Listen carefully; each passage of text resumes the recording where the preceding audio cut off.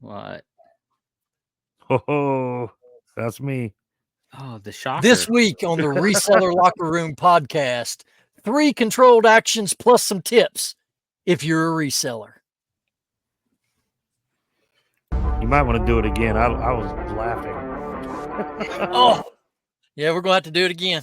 I didn't know we were Yeah. here and he recorded through me Yeah, I off. didn't know you were starting yet. All right, let's go. 3, 2, 1. This week on the Reseller Locker Room podcast, we're going to go over 3 controlled actions plus a lot of tips for reselling. All right, ladies and gentlemen, it is that time again. Me and the boys are back in the locker room. Ladies and gentlemen, please welcome first Miss E.Z. Dickens.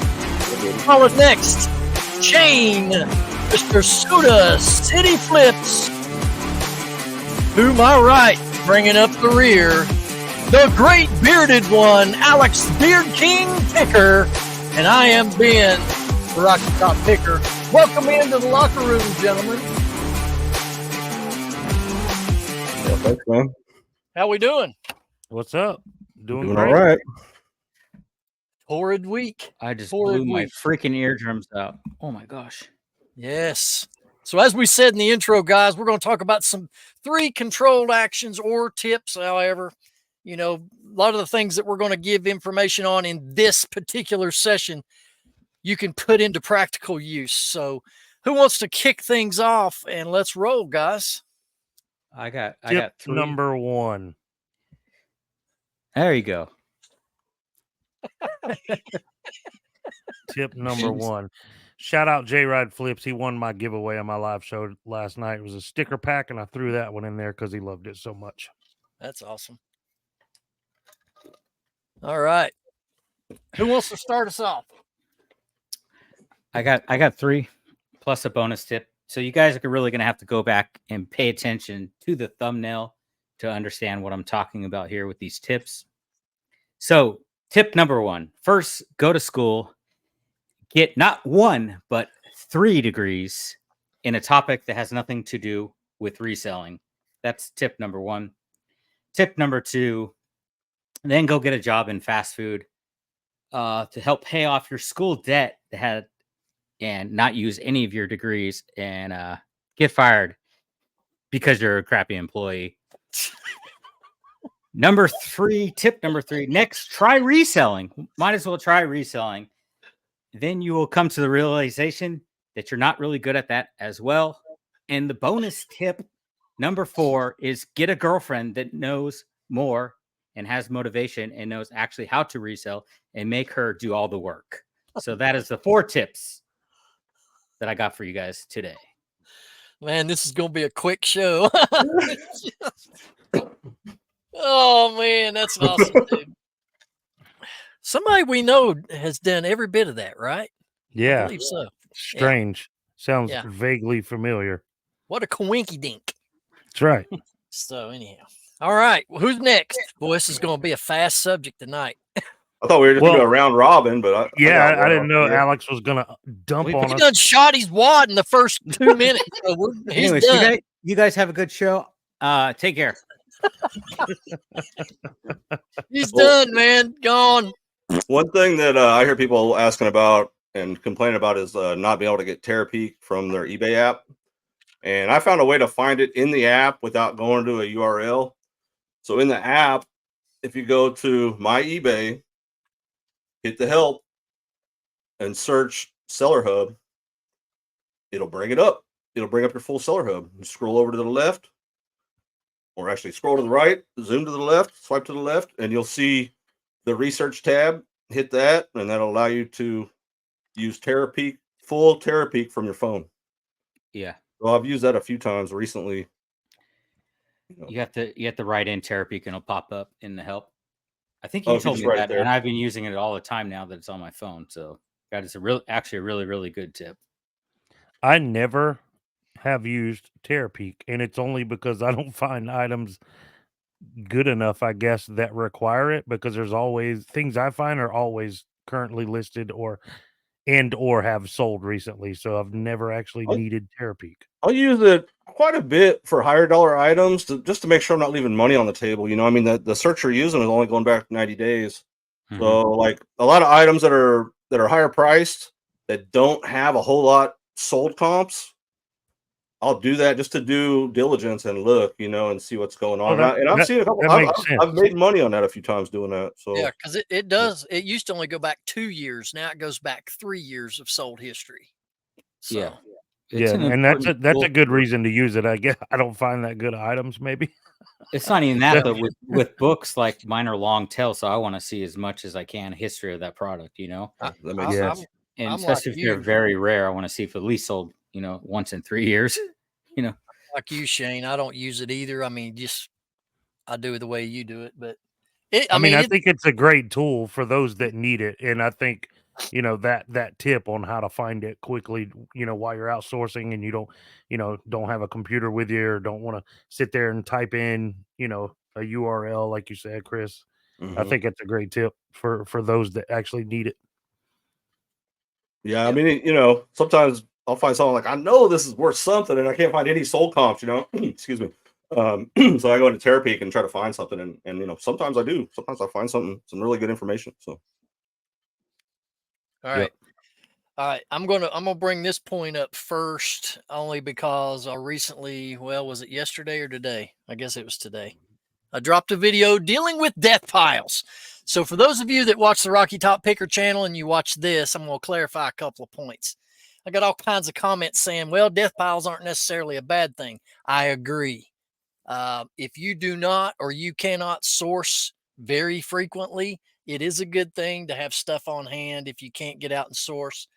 But the purpose of my video is for people who source practically on the daily or every weekend, especially during yard sale season. It's hard not to go to yard sales on Saturdays, weekends and whatever. It's hard not to do that.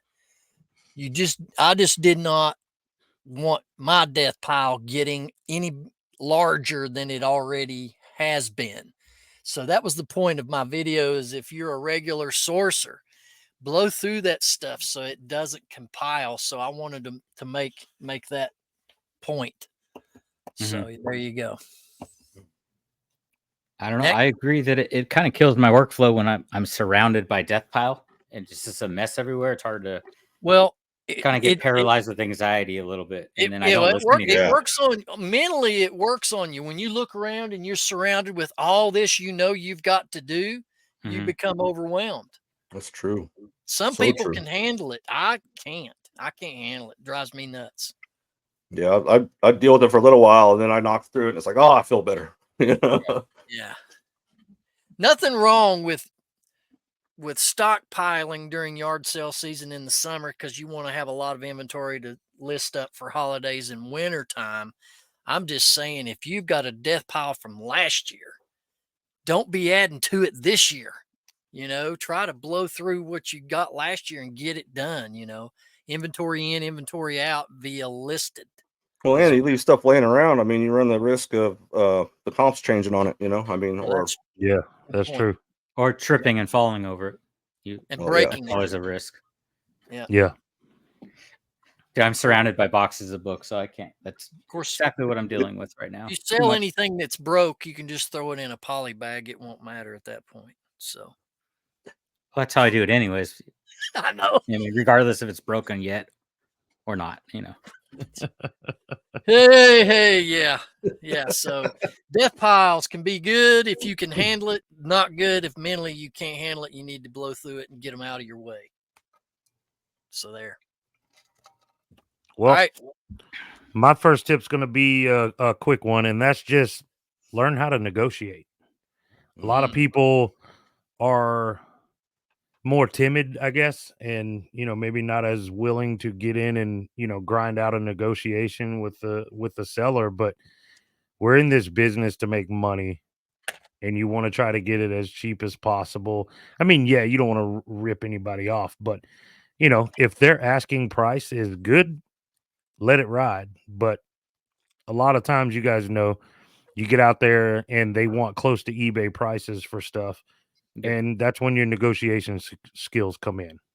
So I think it's, practice at the flea market, at yard sales or whatever. You'll eventually get better at it, and before you know it, you'll start seeing bigger returns on your profits, bigger profit margins. Yeah, that's Good great point. advice. Just Yeah. offer 25 cents on everything. Yeah, that's a good starting point. Well, most people who have yard sales go to flip, whatever. Most of them price stuff and they know they're going to be negotiated with. I mean, rarely, Yeah. I'm sure, Yep. that they'll make a sale where they ain't, or they're not going to be dickered down. I mean, they just come to a sale expecting to be dickered down on stuff. So you have to follow through and oblige. Have you not heard that? Dicker down? I never expect I to be dicker saw down it. anywhere I go. I mean, saw it's it just- building in Chris's face. That's what got me laughing. Yeah, I've watched a lot of these old picker shows, and they talk about dickering and stuff, and so I knew what you were talking about, but I saw the build up in Chris's face. In the sticks where Ben's at, there's a lot of dickering down going. There's nothing to do in the small town. It's a No, I've big heard town. it. It just cracks me up every time I hear somebody use it. Remember, when you go to a sale, dicker down. Ben got dickered down last night. Yeah, buddy, I did. He was telling us earlier. Yep. Wait a minute, that sounded strange. Oh yeah, we got to clarify this, boys. No, this is getting into a different topic. I'm not even going to talk about it right. We'll come back to that later. We're dealing with tips. Work on your negotiation skills, guys. Yeah, that's a good tip. Yeah. You want me to go? Somebody got one. Alex is blank. Alex, I'll he go, got man. it. Okay. So one thing I've used a lot of lately is I've been using magic erasers on golf clubs and Yeah. baseball bats. I mean, you wet that magic Sponge. eraser a little bit, and Yeah. man, it is unreal. I had baseball bats that I thought were toast, and I took a magic eraser, and holy crap, man! I mean, unbelievable. I use that on everything that I have to Yeah. clean. Just about I everything. worry about I it, like clean. maybe scratching stuff sometimes, but which I have had a few isolated incidents where that has happened, but on something super glossy, and maybe I didn't have the sponge wet enough or something like that. But you just got to be careful with them. But man, with golf clubs especially, unbelievable. Make sure you wet Yeah. your sponge. Wet that They're- sponge. I use They're dude even- wipes on everything. Or you dude. dicker somebody These work down. for everything, and they're minty chill, so it'll smell real nice when they get them. Dude wipes. Wet your sponge before you get dickered down. with the dude wipes. With the dude wipes. But yeah, those things work great, like you said, Ben, on just about everything. They even take sticker residue off Yeah. fairly easily. So, like I have like Goo Gone and stuff Yeah, like Goo that for Gone. some Yeah. things. But sometimes just a quick, couple swipes with that magic eraser. And guys don't think you need to buy what's the Mr. Clean, right? That's the brand that That's what I created those, use. I But think.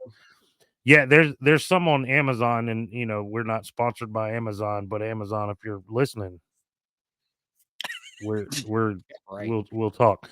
But no, Yeah. Amazon, I buy them They don't listen to it's the like a- sellers. They're like not going to a listen to pack you. of 40 for like $15.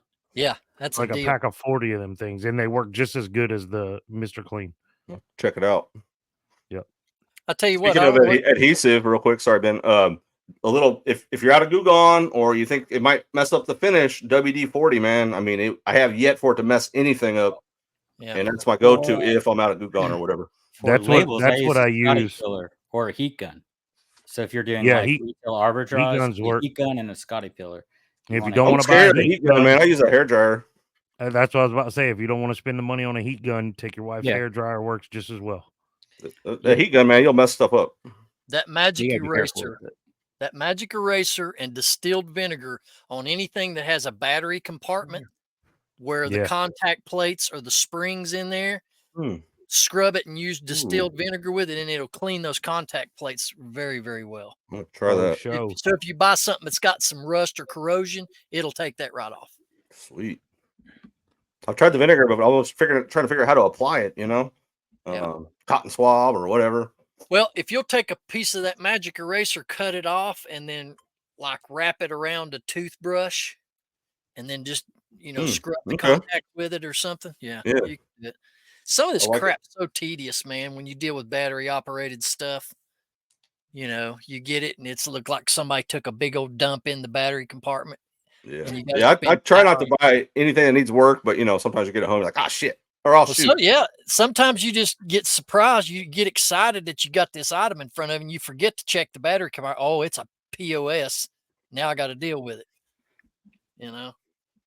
So.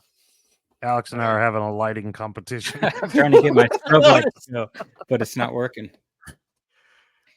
All right, let's keep the tips rolling here, fellas.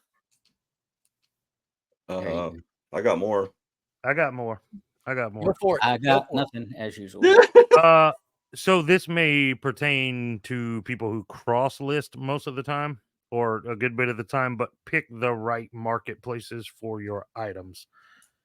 Clothes will sell just about everywhere, but from what I understand, Poshmark is the go-to place for clothing.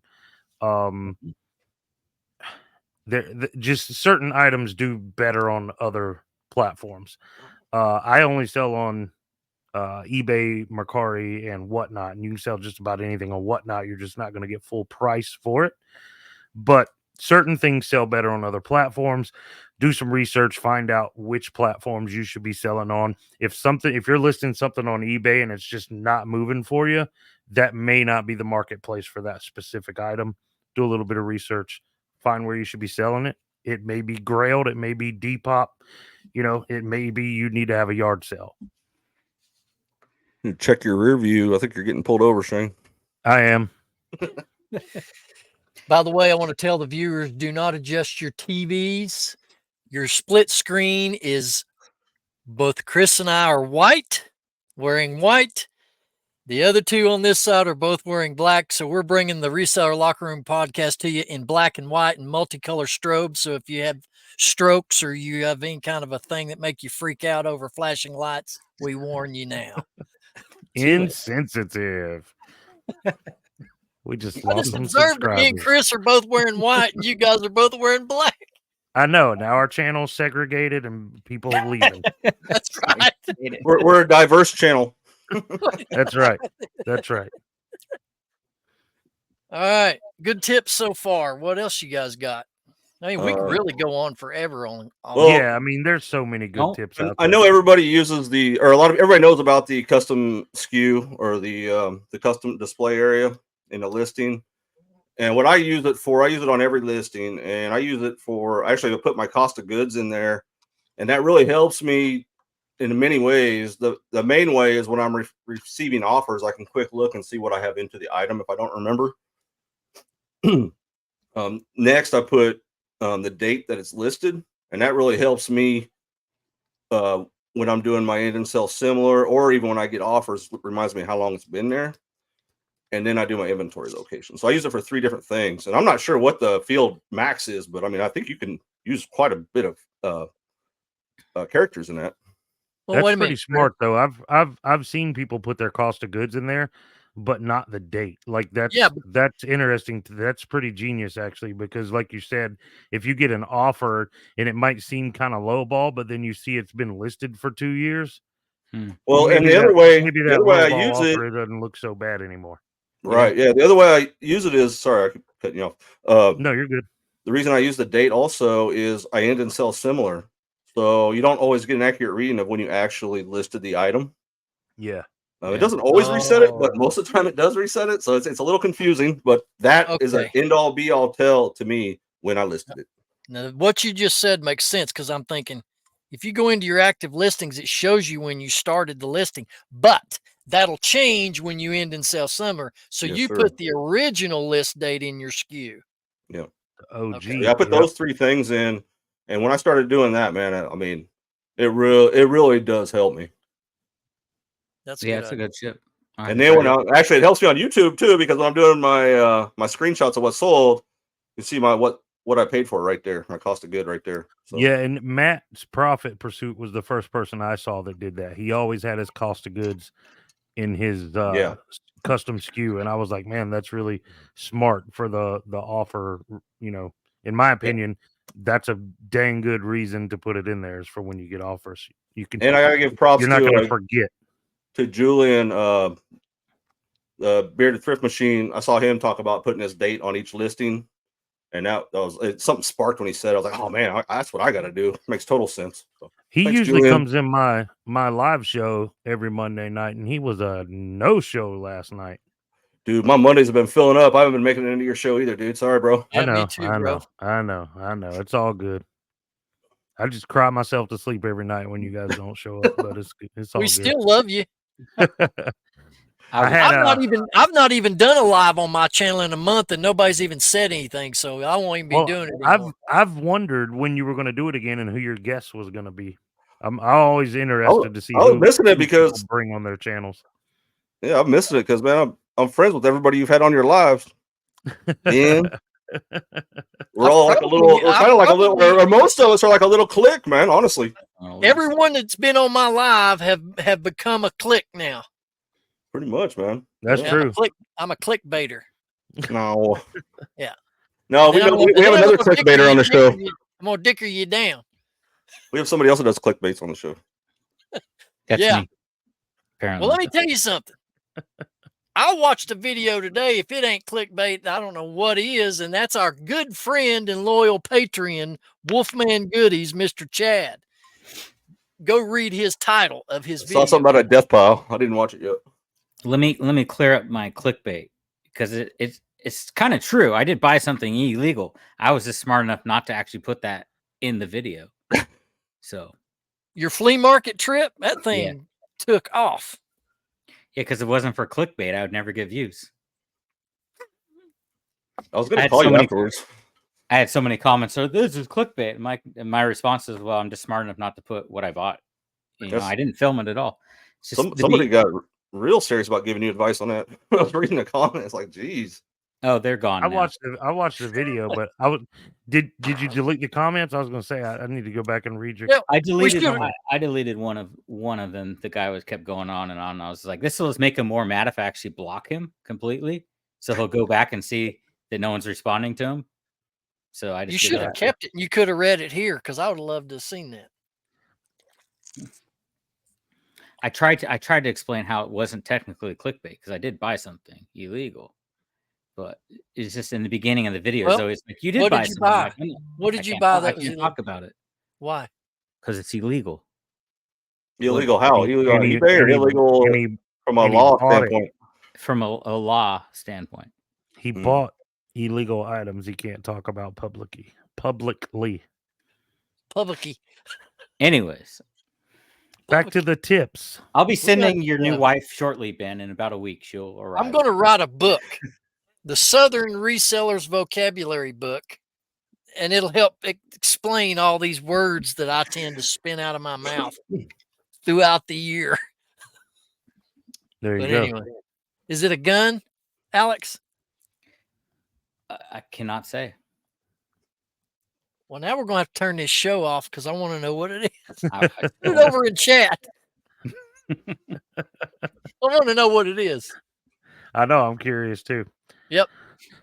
Stop the show. We're not going any further until we know what it is. We won't talk about it. Just tell us in chat what you bought. I don't know how to do that. All right. I plead the fifth. 1, 2, 3, 4, 5, fifth. Okay. All right. Some more tips. Shane, I know you got a bunch. Chris, you probably do too. Y'all go for it here. Yeah, and I got a bunch, and the show, this specific show's all about the 3 degrees of reselling. So I picked out 3, but if time allows, we'll go through some more. Go for and Chris kind of touched on this a second ago, talking about custom SKUs, but he mentioned inventory, and I think having an inventory system in place is absolutely necessary. You don't want to be that guy, especially if you got like 1 or 2 days shipping and you're spending, 1 or 2 days looking for an item because you don't know where you put it. You don't want to be that guy. So put something in place. I have a specific type of box I use for all my clothing. All of my clothing items are labeled in little Ziploc, not Ziploc, but similar zipper bags. And each bag has a number like this on it. Cool. And that goes in my custom SKU. And then I have bins. All the bins are, a lot of people number, letter, whatever. I made mine simple. All my bins have a YouTuber that I watch, has their name on it. So I might have a bin that's, the Rocky Top Picker bin or the Beard King Picker bin or the Easy Pickings bin. So I have all these bins. That's how I know, okay, when something sells, it's sold out of the Rocky Top Picker bin. I just go grab that bin, pull the item out, and I'm good to go. Great idea. That to me is super, super important. You want to be able to keep your store moving, and if you're spending days looking for an item and you have to cancel because you can't find it in time to ship it or whatever, it's just not good. Get an inventory system. It can be a simple one, and run with it. It's not hard. Hey, could you do me a favor? This or this. Could you fix that frame? I noticed that. This Nope. one- Nope. This one's The other off one. too. No, nope. To the left. Closer Oh, behind you. Now that one looks straight though. Oh, okay. I got a tip. A serious one this time. Okay, here we go. Serious now. Serious. I'm not dicking around on this one. Okay. Dickering. Oh. Saying the whole time. Hold on. It's done left him, ladies and gentlemen. Do not get comfortable in reselling. Do not put all your eggs in one basket. I know most of the people in this podcast only list to eBay, but I think you're doing yourself a disservice by not learning the other platforms in case something happens to your eBay account or vice versa. If you're an only Amazon seller, you should know how to use every platform. Ben, you should cross promote. You can't complain about your sales if you're not doing everything possible. Nah, I'm too hardcore, man. Speaking of which, to Shane's point that he just talked about, Kevin, Commonwealth Picker, has no inventory system. That's wild to me. None. That is crazy. And so he's got a lot of items. Yeah. And so if you have there's exceptions. There's exceptions. People are going to take exceptions to some of these tips. And I'm taking the exception that I am not fricking going to cross post. I don't care if hellfire and brimstone comes down. I'm not doing it. I started my inventory system when I hit like 200. I was going crazy every time I had to pull orders, man. Even now, I mean, if I don't put it right in my inventory system, I just put it like on the show. Oh, I'll remember it's right here. Sells a week later, I'm like, oh, where is it? I'll spend, I use the inventory system if you got it, right? Yeah. Okay. Listen, I got to be fair. There are other resellers that sell on all the platforms. I'm not knocking Posh. I'm not knocking Macari, any of those things. But I am telling you guys, you know this. eBay is still the granddaddy of reselling sites. Well, yeah. Still. Well, it's highly false, but as long as we're not talking about Amazon in that list. Which, if you look at the numbers, Amazon smashes eBay. Here's another point I want to make off of what Alex just said. Don't get comfortable is what Alex said. Here's my point, my tip. Don't take this business or YouTube too seriously. You'll drive yourself insane. Absolutely. Yeah. I've done it. I've been on the phone with Alex when I was pulling my hair out. Notice you ain't heard from me in a while about anything, Alex, because I'm just, it's all good. There you go. I told you to do that. And I'll help you. But seriously, don't take your business seriously, but don't let it consume your thought life. I mean, guys, life is tough, already without adding reselling into it. So don't take your business or yourself for that matter, too seriously, because you'll drive yourself insane and it'll make it an unpleasurable selling experience. Just have fun and go out and dicker. Well, I thought you touched base on it really well. Like I think 2 videos ago, Ben, on the Rocky Top channel, and you're talking about the balancing everything, right? Yeah, 2 or 3 videos ago, and I mean it's totally key, man. I mean, it really is across all aspects of life, man. You got to find that balance. And another thing, don't compare yourself or your business to anybody else or anybody else's business. Yeah, that's a really good way to get in your head. Yeah, you can't For do sure. it. You absolutely can't do it. You start thinking, why am I not getting the views that Harry Tornado's getting? You know what I mean? Most of us are never going to see that kind of viewership. So don't even start comparing yourself to people. Yeah, and if you have an eBay store, you may have a friend in reselling that lives across the country, and his sales are banging out the yang yang, and you're over here sucking wind. Everybody lives in a different geographical area. You can't compare. You just can't. It's true. So don't fret yourself to death. That was my point number 2. All right. Actually, that was all mine. So I'm done too. I've got nothing. Y'all next. Well, I get asked quite often, like somebody will say, like, "Oh, how much can you?" Okay, so I do calculated shipping with my listings. It works out for me. I'm on West Coast. To try to do flat rate, it's too difficult for me to try to figure out and be confident in it. So I do calculated shipping. Anyway, I'll get questions and say, "Hey, will you send this to me for let's say I have something listed for $150 plus ship." They'll say, "Oh, can you send this to me for 150 with free shipping?" I'm like, "Well, shoot, I don't even know where you live, so I'll find out where they live, and then I'll use the eBay shipping calculator to kind of get an idea of what I might be getting ready to negotiate into." So I Yeah. guess that's another tip is using the eBay shipping calculator. And the easiest way for me to find it is just Google it, and it'll take you right to the eBay page with it. So I thought that might be a good tip to throw out there. I don't know if anybody Shane, else with those kind of messages from potential buyers or what. There's a lot of debate right now over what's better, flat rate or calculated, and I don't think there's a clear answer on that. It's gonna be a geographical thing. You know what I mean? Oh, yeah. You live on the West Coast, I live on the East Coast. Calculated's where it's at. I can't do flat rate and then send something to Oregon. I'm losing money every time. Yeah. Or you're overcharging all the people that are close to you, right? Right. I mean, I'll bet 65% of my sales, without looking at the numbers, go to one of the tri-states around me, either California, Oregon, Nevada, New Mexico. Those 4 states, a lot of my sales go to those 4. So if I was flat rating for the whole country, I can't help but think I'd be missing out on some of those.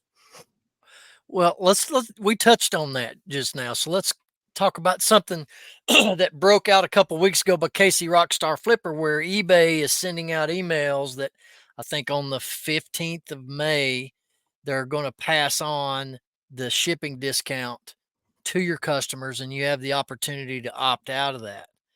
What do you guys, of course, well, I know what some of you do, but last year I passed the discount on to my customers.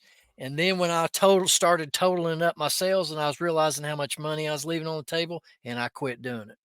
Yeah. And well, yeah, because I'm kind of on the fence because I'm hearing good and bad reasons why you should or should not do it. One of the things everybody keeps mentioning, the people who are against this change, is we still pay fees on shipping costs. So that extra money you would make from your eBay shipping discount would cover those fees, and say your shipping supplies, whether it be a box or a poly mailer in Alex's case or whatever. We're not going to have that anymore. If you pass your discount on, you're going to still be paying fees. You're not going to have your shipping supplies covered. I mean, I guess you could add a handling charge, but Yeah. you know what I mean? Like, for me, I do share my discount. I'm probably the only person in this group that does. And when I first was turned on to it, I was watching Shed Flips, Lonnie and Candace, and they were talking about it. And I was like, man, I'm gonna try that. When I enabled that full discount to the buyers, my sales increased like a noticeable amount. I believe that. And like I was talking about the 4 states around me all ordering, that's when that started happening. But here's the thing. Up until they made that announcement and it broke out on YouTube, if you wanted to do passing the shipping discount on to your customer, there were probably way less sellers doing that. if eBay has now announced that's what they're going to push everybody to do, and a ton of people start doing that, you've lost your competitive edge over everybody else, because you're going to have a lot of people now giving the same discounted rate. So how is it going to give you an advantage now if it's going to be widespread? All right, I got a question. There's a lot of people that are going to opt out because you can't opt out. Yeah, I'm going to opt out. There's a lot of people that's going to email to opt out. Did any of you three receive that email? That's what I'm trying. I'm trying to find one person that I know that found that email. All I hear is talk. I'm going to opt out of it, and then I'm going to add on a shipping handling fee on top of that. So I make money off the shipping, and then I'll have like a $4 charge for me to actually get up and pack anything. But yeah, that would be the way to offset it, though, the handling fee you guys are talking about. So you can add a handling fee too. What color are your eyes? What color are your eyes? $4 per pound, Alex. What is your eye? What is your eye color? Seriously, I don't know. Blue. Why? They're blue? Yeah. I thought they were brown. No comment to that. But no, they're blue. Okay. Why? Because you were talking adding that additional shipping charge. Your eyes are brown because you're full of you know what? Poop. All right. Let's jump the gun a little bit. Alex has got a video we're going to cover into this segment. We're going to go ahead and knock this video out, and then we're going to get into our regular show segments. Be sure to stick around, and we're going to get to them right now. So let's look at this video, bro. You got it ready? Give us some context, Alex. So this is from the Nashville reseller meetup that just happened over the weekend. This clip is actually from Goodwater Pickers right here. Which is Andrew. Yeah, I want to say before you guys see this clip, I'm not making fun of the person in this clip. I thought the whole moment, what happens and what he says, is just an awesome moment. So I'm personally going to nominate it for the 2024 Reseller Moment of the Year. If you guys have something else you think is better, make sure you send it to one of us in the locker room so we could show it. We have an awesome trophy that we're going to present. But right now, this guy holds the trophy. So let's play this clip. No one else has seen this yet. So I just want to make sure I'm not making fun of you, buddy. I thought the whole moment was awesome. So let's see the clip here. Apparently, I have to do that. So hold on. Andrew's great. He's a great guy. Let me go to the clip here. Oh, we'll see. Again, thank you so much. We have, I do want to say special thanks to Ancient Resales that's not here today, Kristen Roseborough and Paula Philly Flipper. All of them were like, they get me on to do this, so I really do appreciate you guys. I don't know why I'm crying. I want to say thank you so much for Faith and Paul with my reseller G. Did you guys hear what he said? No. You can't hear it? Barely. I didn't hear what he said. I heard him say something about his wife crying. No, he's crying. Oh, he's crying. Listen to this. They get me on to do this, so I really do appreciate you guys. I don't know why I'm crying. Oh, okay. I heard it that time. I don't know why I'm crying. So he's giving this speech, thanking everyone for helping him put it on. And then he starts crying during the thing. And then he just says, I don't know why I'm crying. It's a sweet moment. Right? Okay, you threw me off. I thought this was about Andrew and it's about Ray, right? No, it's Ray. It's his moment. It was just the whole moment was cool. And he got so emotional while he was talking. And then he cries. And then just him saying, I don't know why I'm crying was hilarious. Everyone was laughing. I guess it was hard to hear in the clip here, but I thought it was funny. So I thought this was about Goodwater Pickers, man. I was thrown off. No. I see a lot of notable faces there in that screenshot. In my opinion, it's the moment of 2024 so far in reselling. So I did pick up. You could go back to a full screen here, Ben. All so right, I could buddy. present Ray with the trophy that I found at the Goodwill bins. That goes to Ray for the Nashville Flippers for the moment of the year. Hold on, let me see that. In reselling, we've got a lot of. I need to make him a plaque here. We've got a lot of 2024 to go before you can give that trophy. Well, he's the nominee so far, so you got to be yeah, dude. We got. I truly, Dave. I know you're watching or at least listening. I really wish you would have filmed Mike Death Pile Picker drinking his own urine. That would have been my vote for reseller moment of 2024. Yeah, we Dude, got to be able keep to the review keep it, though. the We didn't- camera running, my dude. True OG, dude. If you do that, you're an OG, man. We got 127 coming up, boys, because there could be some ton of moments coming out of that deal. Yeah, all kind of pee jugs. That's right. Oh my gosh. All right. We're going to move on with it, guys. We're 40 minutes in, and let's get into the find of the week. The find of the week. Hmm. I'm going to go first. I've got it right here. Chris has got to run after his. Picked this up in estates. Well, it was an estate sale.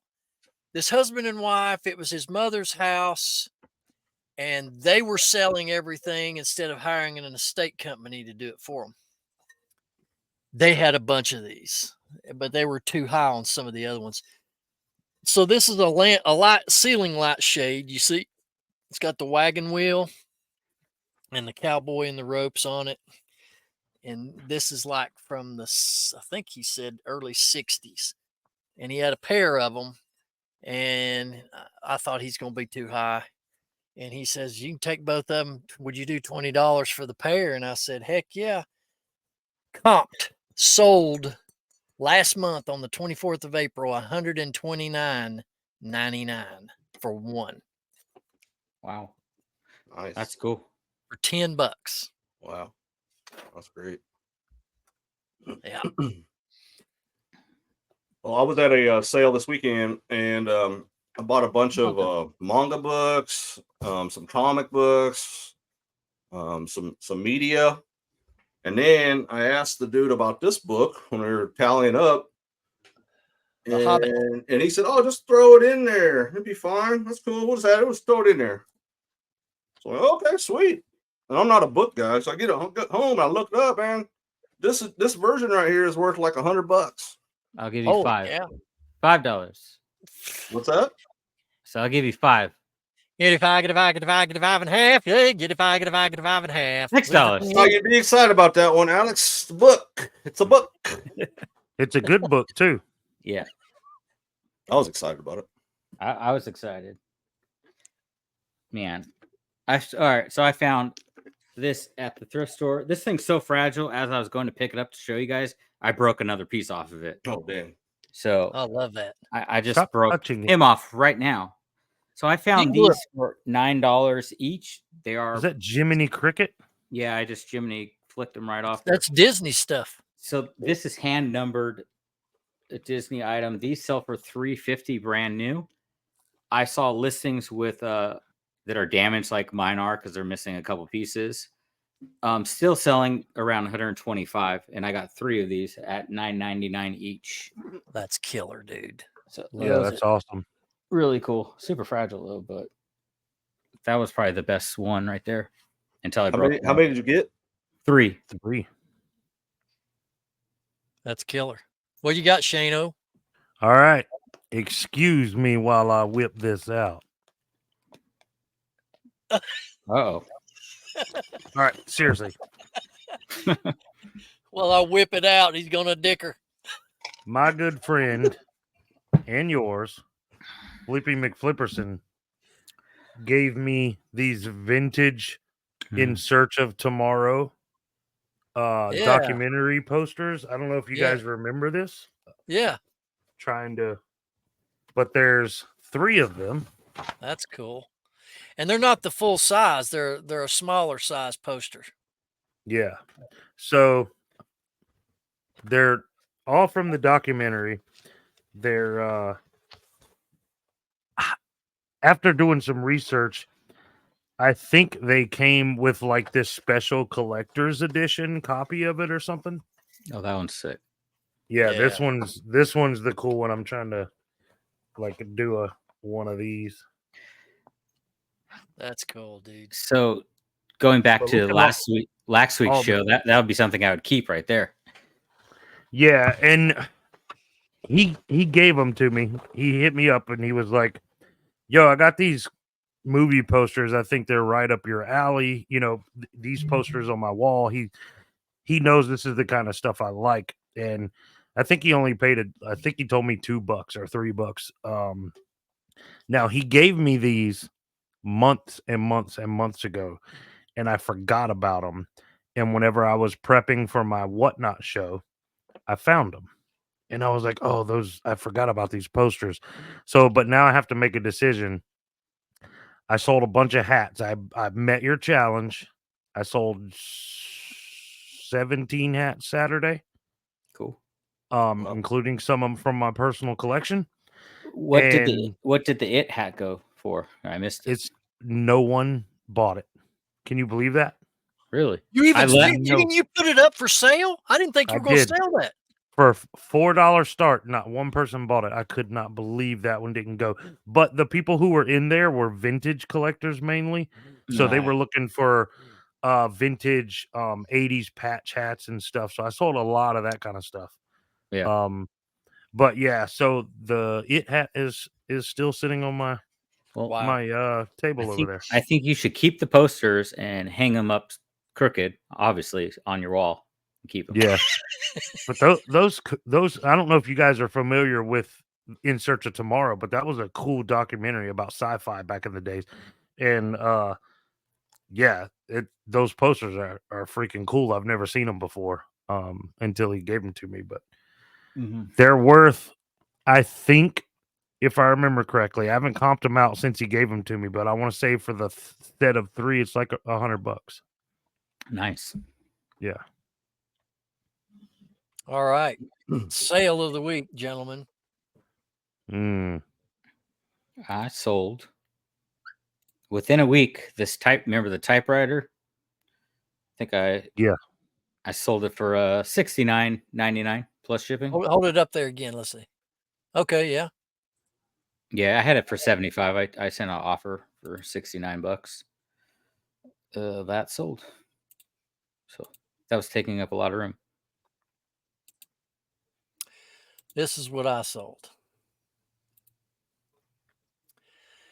UT jacket. Now that's pleather sleeves. I got that at that big yard sale video that I did a couple weeks ago up at the fairgrounds. I think I gave $10 for it, and it went 36 plus shipping. Nice. Which, you know, the derby freaking- glasses. Oh yeah, I have a whole bunch of these. That one sold for $34 because nice. the derby was over the weekend, so I made sure I got all those finally listed. Yeah, the derby's this weekend. I'm Oh, going. it's this weekend. Okay. Yeah, so I'm going to show this off. I was wearing it earlier, but a lot of people in my show last night were wondering what kind of hat I was going to wear to the derby this weekend. And I bought this one last year when I was there. And this is the 50-year anniversary from when the Secretariat won his Triple Crown. Cool. And I thought it was such a cool hat. I'm also an Indianapolis Colts fan. I know that's not a Colts logo, but it looks like it. But yeah, so I'm just gonna wear this year. That hat that's got the holes in it. It looks like dry fit material. Is that what it is? Like super thin dry fit?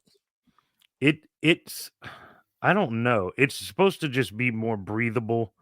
There's no information on the inside of this thing. It just says it looks like it's dry dark fit. horse fortune favors. Yeah. But it's comfortable. It was expensive. It was $40. The cool thing is I just looked up comps earlier today just to see what this hat was going for, and it's going for about $40. So Killer. if I ever did decide to sell it, I'll get my money back out of it. That's awesome. All right. So my sale of the week, I sold 2 of these to the same buyer, and his name was, I thought it was pretty cool. Where's my buyer? I lost it. His name was, or his username, I should say. It's not showing me now. What the heck? Make one up. Well, anyways, he was clearly a chemistry teacher. And I sold 2 of these Nature's Workshop Plus Advanced Chemistry Lab Set sealed new in box. So was it Mr. White? Nope, was not Walter White. But this is it. Oh, cool. So 2 of these, and I had them listed for $65 plus shipping. I sold one just before Christmas for almost 80 and then got no traction on the other 2. So I put them on a 20% off sale, and then this guy came to me with an offer for both of them, $50 a piece. And when I saw his name, he was clearly a chemistry teacher, and I was like, I can't turn this offer down. It's for the school, whatever. I thought that was cool. So even cooler than that, all 3 of them, brand new in box. I didn't pay a dime for them because if you guys remember, Evan Flippy McFlipperson, who I just mentioned, gave me those posters, gave me an entire truckload full of stuff when he downsized from his storage unit, and those 3 items were part of that. Oh, So Killer. yeah, so I was super happy to take that cut on the offer for it to go to, a teacher and the school he's working at or whatever. I thought that was super cool. Absolutely. All right, Chris, you've submitted your item, right? Here we go. Yep. Okay, so this is a Crosley Stack-O-Matic suitcase record player. I picked it up for $37.50 at Salvation Army. This was 2 weeks ago. And it sold today, actually. That's cool. I didn't realize. $161.99. So Stack-O-Matic, if you guys aren't familiar with that, the post on the center, I don't know the technical terms, the post that you put the record on, there's like a little flapper on it, right? Well, you could stack up to 8 records on top of that little flapper, and then there's a little plastic arm that comes down on top of those. And what this will do is it'll play one side of each record. Like it'll play the first record, it'll drop it automatically. It'll drop it, play it. When it gets to the end, it'll drop the next record, play that side. So you get through all 8, you pull all 8 off, turn them over, you listen to side B of all 8 or whatever, So pretty sweet, man. I had one of these when I was a kid, but I didn't know how to work it. Now this is the second one I found, so I'm hip to them now. But they're pretty cool, man. If the sound quality was better, I'd consider keeping them, But like this one was made. That's what surprised me is because Crosley's not known for high quality sound. So for that to be a $200 player, that's awesome, man. Well, I mean, what they're known for, or what I know them for, is having the portable record players that are the Stack-O-Matics. And they sound okay, but like audio files like I or you or whoever, they're not going to make the cut, But I definitely played like 3 records on it and then videoed it and spliced it all together and put it in the listing. So I'm pretty sure that helped it sell. But that's from 2004. It looks old. That's from 2004. The last one I found was from the 80s, and it was a wood case one, and it's worth a lot more. Actually, I still have that in the house. My wife didn't want to sell it. That's cool, man. So yeah, that came through this morning. Pitiful sale of the week. Mine's gonna turn into a tip as well.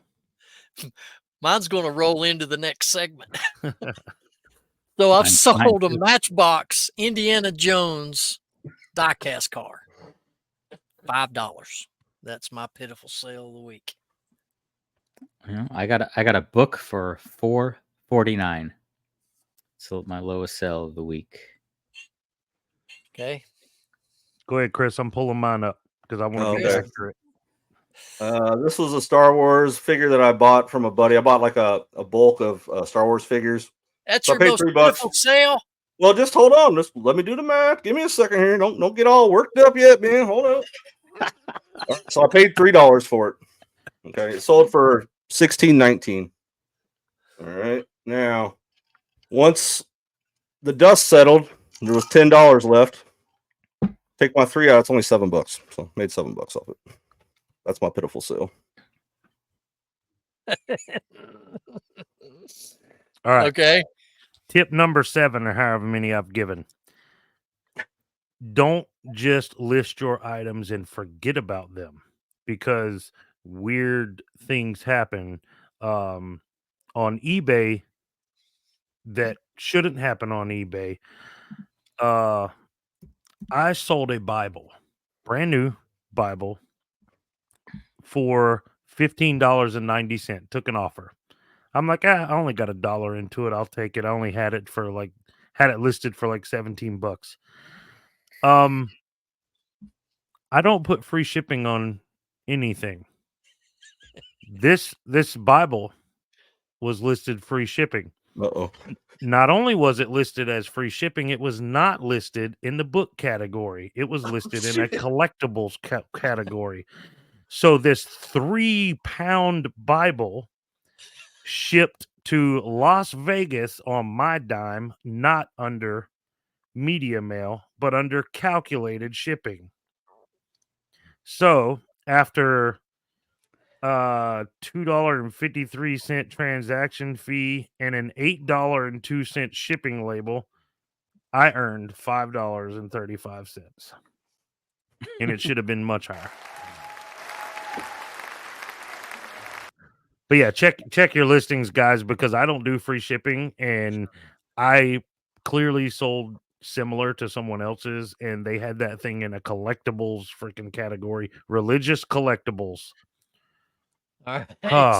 I'm a bookseller. I know better than to do that. So yeah. All right, Alex, you got something for me here? So this is the new segment of the retarded reseller moment of the week. So I had this item here. I don't know if anyone has ever seen what these are right here. This vintage health auto generator. Not sure exactly what it does. It makes some weird noises. Anyways, I had it for $71.99. I had an offer for $60 come in on it. And then I also had an offer for $50. I didn't realize I had two offers until it was too late. And I was trying to do it on my phone. Probably I would have caught it if I was on my computer, but I accepted the $50 offer instead of the $60 offer. So I lost out on $10. So I ended up selling for $50 plus shipping. But I got out the Goodwill bin, so I probably only had a couple bucks in it. But I was mad for like a half an hour after that. Yeah. That was funny. Well, with my pitiful $5 sale of a Matchbox car, I took an offer and it was free shipping. So I made zero money on it. I made zero money on it. Dude, there's got to be a mechanism that can be put in place that notify you when you take offers. Now, remember, this has got free shipping on it. So be sure you don't accept an offer and go in the hole, you know? I'm It going to show reminds you my, about the promoted. So once again, it reminds you that you're free shipping. based on last week's episode, here's my item that I'm finally going to sell out of my collection. This Hulk right here. So That's I got, cool. this one's up for $45. Nice. Cool. Yep. I did All sell. right. I did sell 1, 2, 3 more hats this week. People are always asking me how I sell so many hats. I don't know. I just do. None of these were bangers, so I didn't make little, shorts about it like I usually do. But 3 hats that I paid, $1 for out the door. Actually, one of them was free. You guys know I'm Just Key. You know who that is? Yeah. Anyways, No. he reached out to me and he's like, dude, I got a bunch of hats. They're all his personal hats that he wore. And now he has dread, so he doesn't wear hats anymore. And he's like, I got all these hats. If you want them, just cover shipping. I'll send them to you. So I did, and been selling those off. That's killer. But none of them are real like, great hats, like vintage Titleist hat that I sold for nearly $40 recently. But these are all like $10, $12 hats, but they're moving.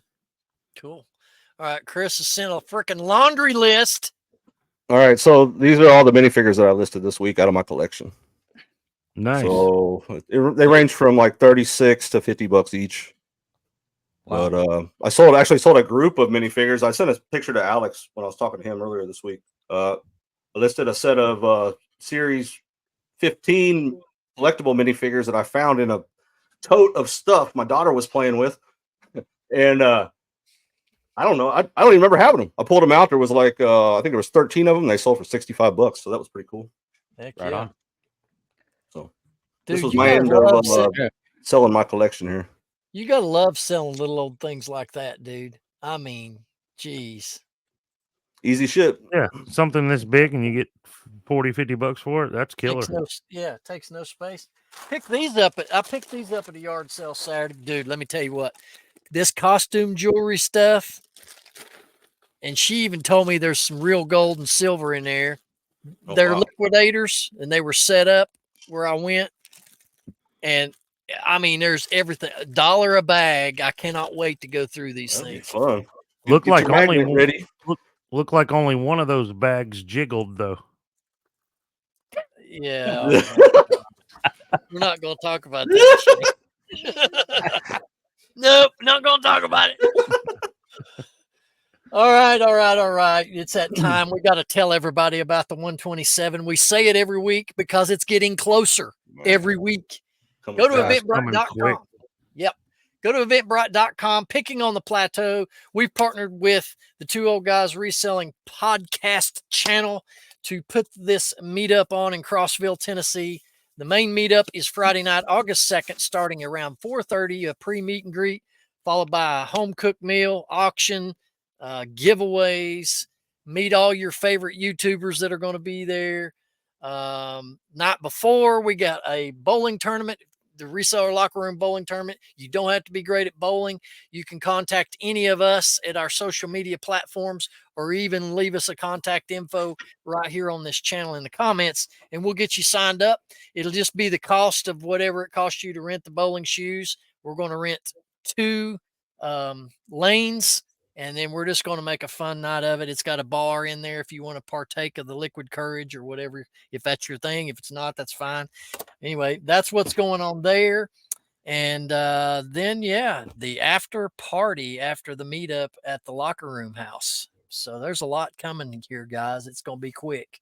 It's going to That's be a gonna be a lot of good fun, time. y'all. And it's going to be here before you know it. So if you're planning on coming, don't wait too long to get your ticket. True. That's so true. And book your accommodations. We're literally like 3 months away, man. Yeah.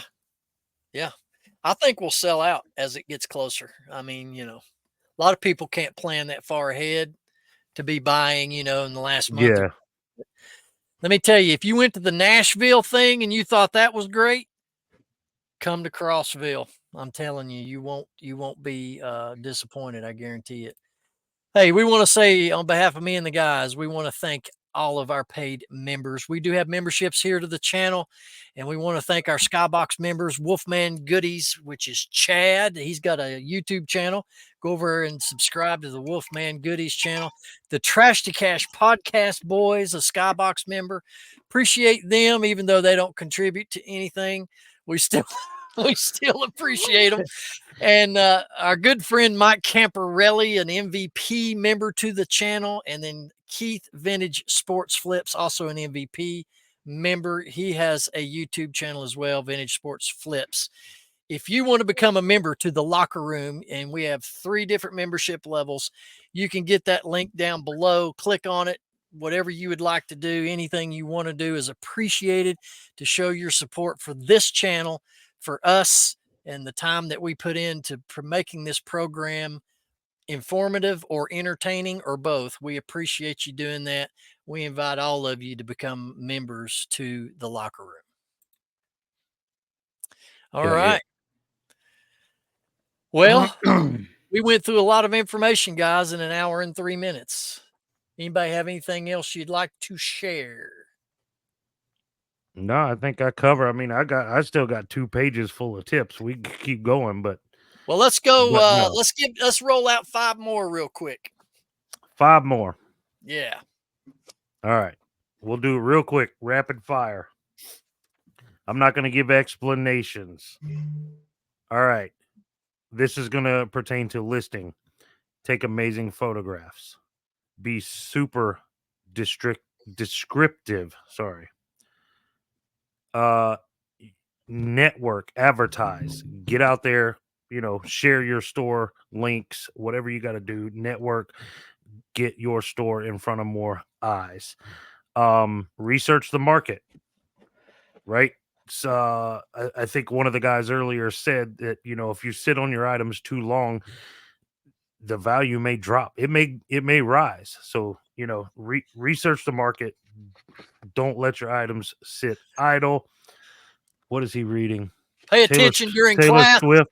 Taylor Swift. Oh, sorry. And then source creatively. Think outside the box. If the weather's bad and there's no yard sales, jump on some of the apps like OfferUp and whatnot and things like that, and do your, there's other ways to source. Facebook So that's it. Marketplace. Yep, that's it. That's Goodbye. awesome. Love you. That's awesome. Bye. That's cool. Hey, you That's- know what? You know what that is cool. the one biggest ripoff is? What? You know what it is? Nope. What? Two. Velcro. Velcro. Hook and loop. Hook and loop, baby. That's going to do it for us here in the Reseller Locker Room, episode number 31. Thanks to Shane, Chris, Alex, and me. We're going to catch you next time on the flip side, folks. Yeah, right baby. here every Thursday, 9 a.m. Eastern Standard. Peace and love. We're out. Later, guys.